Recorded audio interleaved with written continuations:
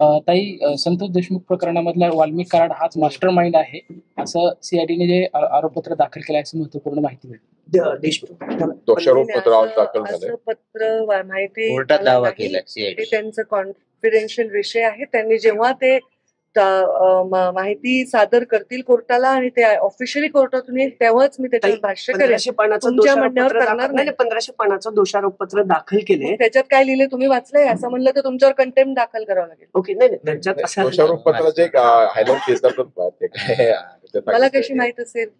ती गृहमंत्रालयास माहिती असेल सगळी.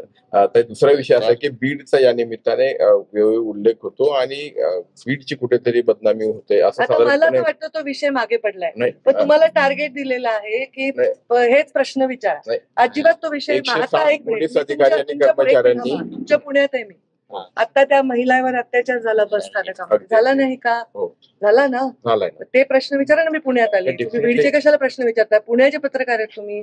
त्या मुलीवर अत्याचार झाला की नाही? बरोबर आहे. असे अनेक घटना. काल नांदेडमध्ये तर चालत्या बाईकवर मागून वार करून मारलं, चाकूचा हल्ला करून. त्याचे सीसीटीव्ही फुटेज दाखवलेत मीडियाने. बरोबर.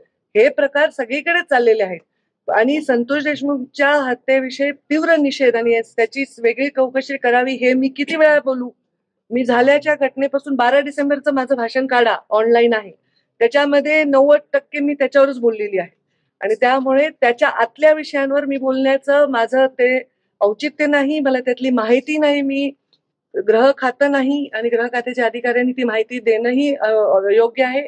ते जे काय माहिती द्यायची ते कोर्टाला देतील. त्याच्यानंतर जे ठरेल त्याच्यावर जे योग्य आहे ती कारवाई व्हावी. आणि माझा गृहमंत्री देवेंद्र फडणवीसांवर संपूर्ण विश्वास आहे. त्यांनी शब्द दिल्यानंतर मी त्यांच्याच टीम मधली एक मंत्री म्हणून परत वेळोवेळी याच्यावर भाष्य करणं माझ्या भूमिकेला साजेसं नाही.